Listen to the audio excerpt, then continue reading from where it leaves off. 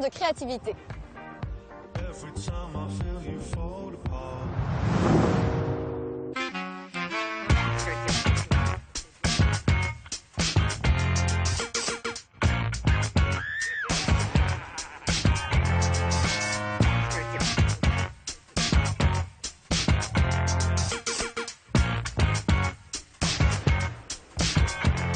Constructo, en partie bureau d'études, architecture, ingénierie. On a commencé en 2005. L'équipe, c'est moi donc, Stéphane Flandrin, mon associé Samuel Stamboul, tous deux architectes et skateurs, et Loris, ingénieur et skateur.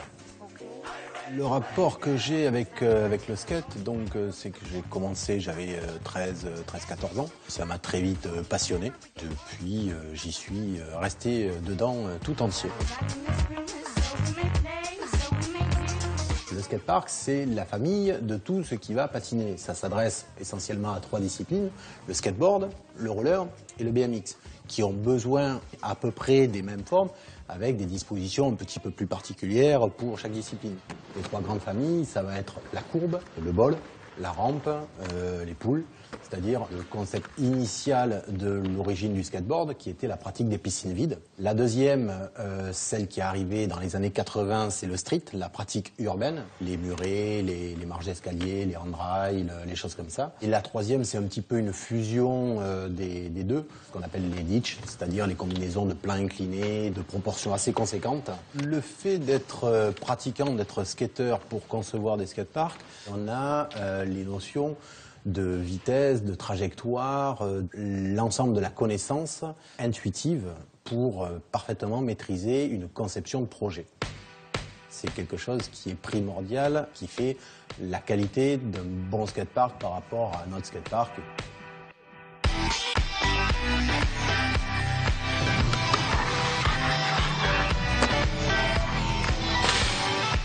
Pour le projet du skatepark indoor de Marseille, Palais de la Glisse, son nom déjà évoque une certaine ambition. On a quand même depuis 22 ans le Bol du Prado, qui est une pièce maîtresse du skateboard en Europe.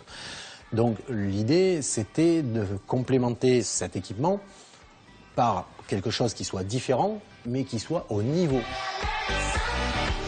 Tous nos projets, qu'ils soient indoor ou outdoor, sont raisonnés de la même manière. Quand on travaille un projet de skatepark, on le travaille comme un projet architectural. On ne va pas disposer des formes les unes à côté des autres et après avoir un résultat final. On va toujours partir d'une volonté globale d'aménagement et d'un concept, d'un parti architectural.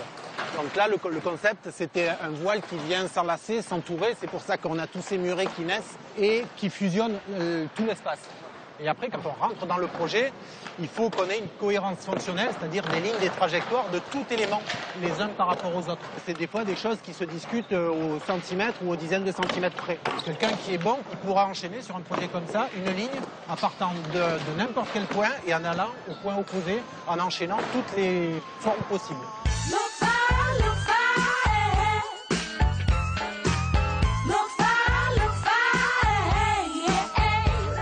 La version aboutie d'un projet, elle passe par des recherches, des esquisses pour après retenir les solutions les plus intéressantes, les plus pertinentes, trouver les bonnes formes qui vont se marier les unes avec les autres. Et puis après, on passe sur l'informatique pour dimensionner, pour travailler le projet en 2D, c'est-à-dire en plan, sur lequel là on a tout conçu, tout dimensionné, calculé. Et après, on le passe en 3D, maquette numérique. Et c'est là où on affine les propositions de disposition, de dimension. Projet de Genève, par exemple, en plein cœur de ville, avec un plan. L'ensemble des coupes. Donc la particularité, c'est qu'on était sur un bâtiment existant. Là, c'est le résultat de la modélisation du projet. L'avenir que je vois pour Constructo, c'est de poursuivre sur notre fil de travail en faisant toujours de notre mieux, de démocratiser, on va dire, l'aspect skatepark aussi en travaillant de plus en plus dans le tissu urbain sur lequel on sort de la logique d'équipement pour réintégrer du spot et de la pratique dans la ville.